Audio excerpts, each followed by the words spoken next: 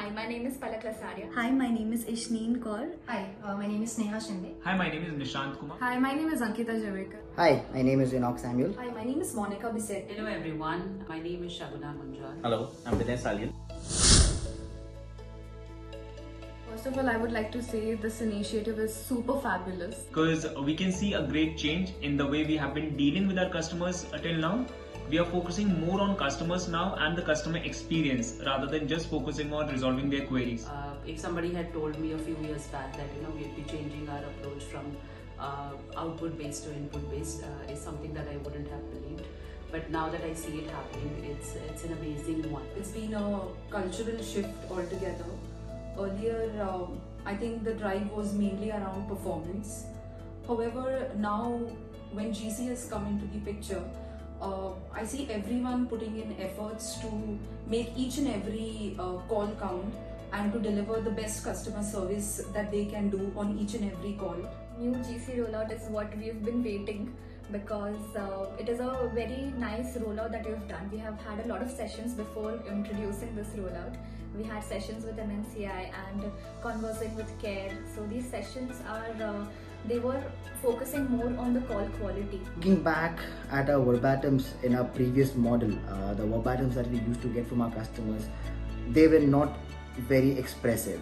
And now when we look at the verbatim after the introduction of GC, I can see the changes where the customers are more expressive about how they felt about the call, how was the interaction, how good they felt about the advisor who was assisting the customer. As mainly our focus is around customer first, I see that we are heading to the right direction as it's working for us, and we have seen a massive change in all the advisors taking a good quality of calls, focusing on customer resolution. Customer remembers that he called and he spoke to the person. Customer remember our name. They appreciate us at the end of the call because we simply helped them. We had a conversation with them.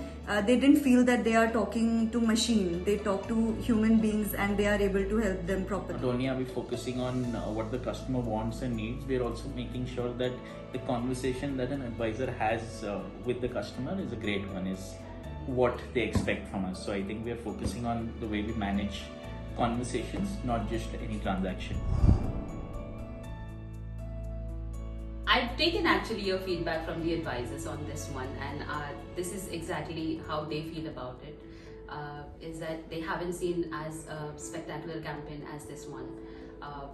I've been here long enough to tell that I've seen many campaigns, and I know the kind of campaigns that we are running right now are much more in control. Earlier, there were different factors impacting the advisor's performance. One of them was NPS, wherein sometimes even if you have done enough on the call, customer would probably give a resolution and still mark us down on NPS, which wasn't in the advisor's control. However, here everything is in control and would depend upon how beautifully the advisor has managed his call. I would say that the campaigns are well designed, and they ensure that a lot of customers don't get resolution in scenarios where the system is a hindrance. But with GC, we see that if the advisor has done everything that they should have, they get the benefits of it. First of all, not like the previous campaign, this time it is all in our hands and we have control over the calls.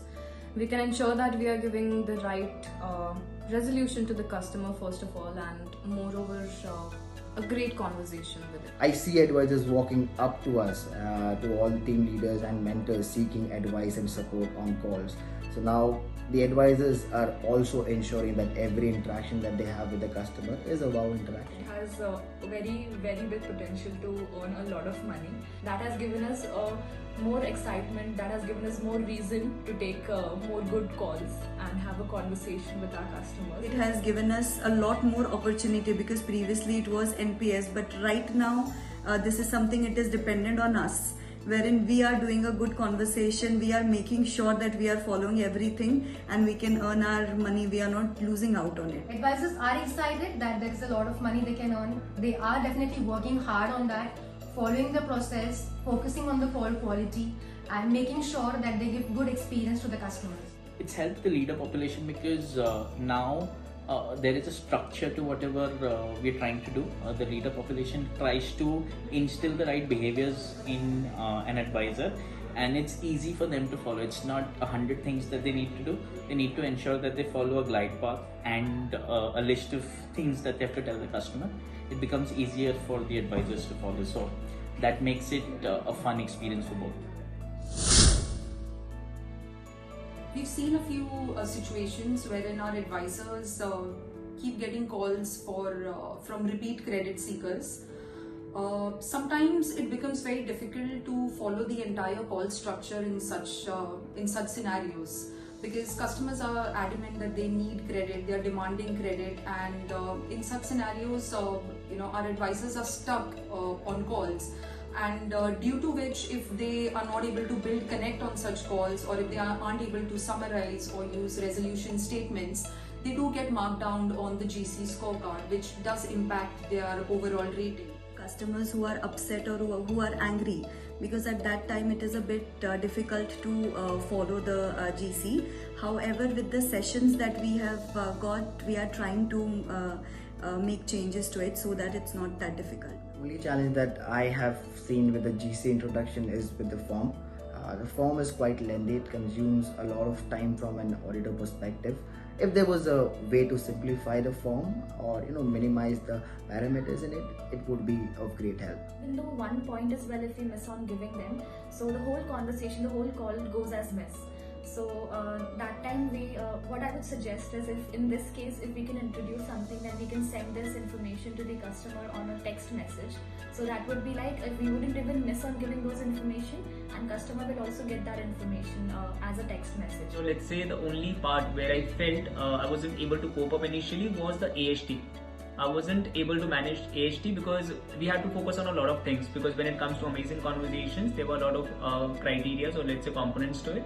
Managing that was initially a bit difficult, but with the right coaching and feedbacks, also the trainings that we have had in the past couple of weeks, I think I am headed in the right direction. It gets difficult to deal with difficult customers, and we are not able to follow the GC pointers end to end, and we cannot make it an amazing call. But I'm sure with the right training, or the training that we are receiving, I'm sure and I'm confident that we will be able to work on this particular hurdle. The form that we are using to evaluate our calls, I feel is extremely lengthy. Though we've categorized it in the customer experience and the compliance section, I still feel there are way too many parameters, and if there is any way that we could look into it and simplify it, I think that would really help the advisors a lot. The same as any other change in journey where we're trying to influence the behaviors of an advisor. What we do is we have been following a certain path in the past. We're trying to break out and follow something new. So I think the teething issues are the ones that I would call challenges, which would die down with time.